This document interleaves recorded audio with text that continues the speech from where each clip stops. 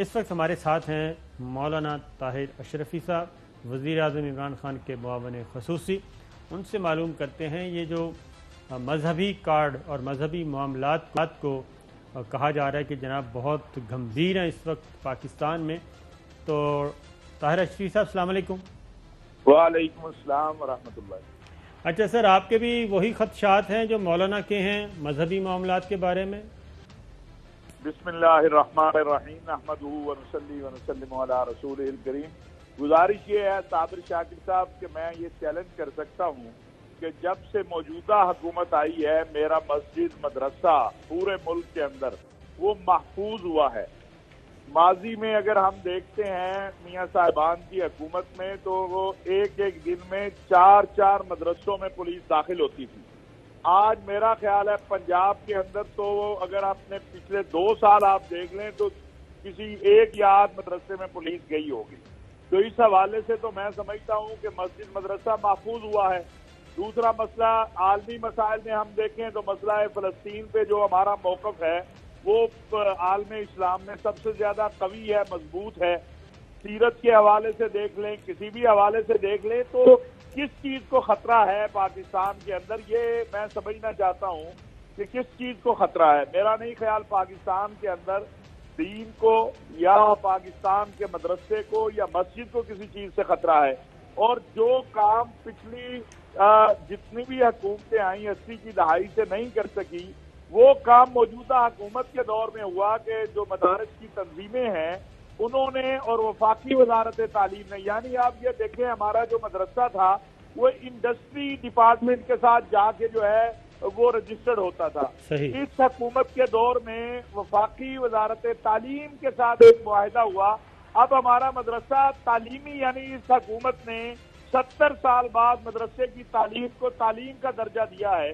تو مجھے تو نہیں سمجھ آتی کہ ہم کس طرح کہیں کہ موجودہ حکومت کے دور کے اندر جو ہے وہ دین اور مدرسہ اور مسجد کے لیے کوئی پرابلم پیدا ہوئی ہے۔ بالکل ٹھیک ہے۔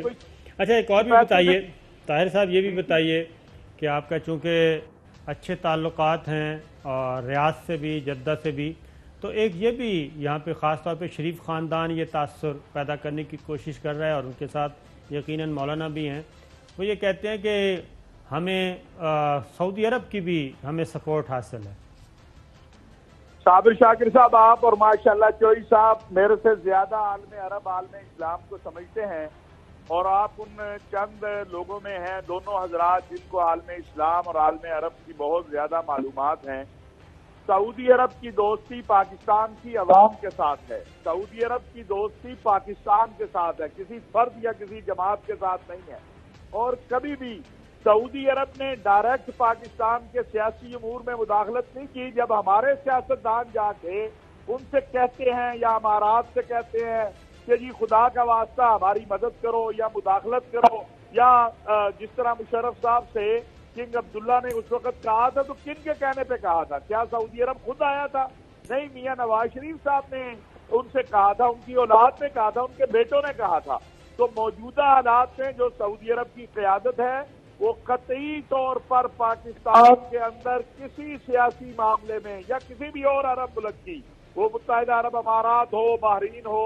کوئی وہ مداخلت کے لیے تیار نہیں۔ موجودہ حکومت کے ساتھ بہت اس وقت آج کے دن اگر میں کہوں اور اگلے چند دن میں اس کا انشاءاللہ آپ پروف بھی دیکھیں گے کہ موجودہ حکومت جو ہے ہماری پاکستان کی اور سعودی عرب کی جو حکومت ہے ہمارے بہترین تعلقات ہیں، اور پورے عالم عرب اور عالم اسلام کے ساتھ۔ لہذا یہ تاثر دینا کہ سعودی عرب یا کوئی اور عرب ملک یا اسلامی ملک پاکستان کے اندر سیاسی امور میں مداخلت کر رہا ہے یا انہوں نے میاں صاحب کو کہہ دیا ہے کہ جناب آپ مہم چلائیں، یہ بالکل فضول بات ہے اور اس کا حقیقت سے کوئی تعلق نہیں ہے۔ بالکل ٹھیک ہے۔ چوئی صاحب آپ کچھ پوچھنا چاہیں گے؟ جی نہیں، اپنے دوست ہیں مولانا بڑے، تو لیکن یہ بتائیں مولانا کہ 2 سال کی جو کارکردگی ہے عمران خان حکومت کی، اس نے اپوزیشن کو انکریج نہیں کیا؟ جب غریب بل بلا رہے ہیں، ان کو روٹی پوری نہیں ہو رہی، ان کو روزگار نہیں مل رہا، ان کو تحفظ نہیں ہو رہا، اور اب وہ کس دروازے پر جائے اور کسی مان ماسی آکن ان ایشوز کا کوئی ادراک نہیں؟ بات یہ ہے چوئی صاحب بالکل ادراک ہے، اور مہنگائی کا جو معاملہ ہے اس کے اوپر آپ نے دیکھا ہے کہ سب کہہ رہے ہیں، اور خود خان صاحب جو ہیں، میری جو معلومات بھی ہیں ان سے جو بات چیت بھی ہوئی، وہ مہنگائی کے مسئلے میں سمجھتا ہوں کہ اگر ہم سے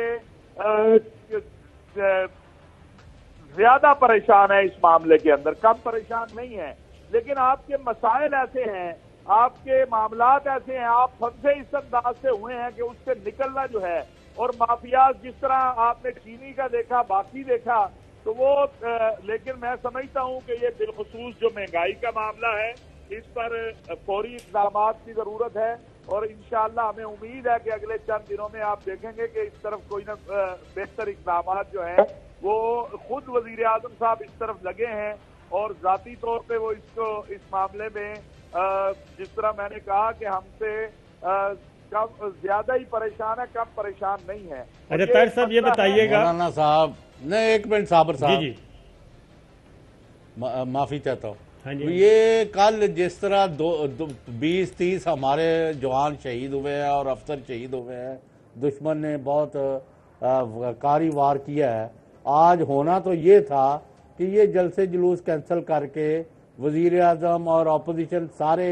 پورے پاکستان میں شہداء کے لیے نعرے لگاتے ہوئے اور دشمن کے خلاف محاذ بناتے، اور دوسرا آپ کا جو سبجیکٹ ہے خاص طور پر کچھ دیر سے ہم دیکھ رہے ہیں کہ پاکستان میں فرقہ واریت کے لیے بہت بڑا جال اور سازشیں کی جا رہی ہیں، اب اس کے اوپر دشمن جو ہے اس کو کچلنے کے لیے، ناکام کرنے کے لیے، اس کے ایجنٹوں کو، گماشتوں کو شکست دینے کے لیے آپ کے پاس کوئی لایا عمل اور پلان ہے یا صرف گپ شپ ہے؟ چوئی صاحب الحمدللہ یہ میں بڑی ذمہ داری سے کہہ رہا ہوں، اور آپ نے دیکھا بھی ہے آپ کے پاس، اور ہمارے بھائی صابر شاکر نے تو کئی بار اس پر بات کی، محرم سے پہلے ایک پلان تیار تھا کہ محرم میں فسادات کروانے ہیں، اگر وہ فسادات نہیں ہوئے تو یہ ہماری اللہ کا فضل ہے اور ہماری محنت ہے، اور آج تمام مکاتب فکر کے علماء و مشائخ نے ایک ضابطہ اخلاق پہ عمل کیا ہے، اور یہ پہلی بار ہے تاریخ میں، 35 سال سے میں بھی، آپ کو ہمارے بزرگ ہیں اور آپ ان معاملات کو سمجھتے ہیں کہ جن لوگوں نے توہین یا تکفیر کی ان کی گرفتاریاں بھی ہوئیں، ان پر ایف آئی آر بھی ہوئیں، اور ابھی کل میں کراچی جا رہا ہوں جہاں پر یہ مولانا عادل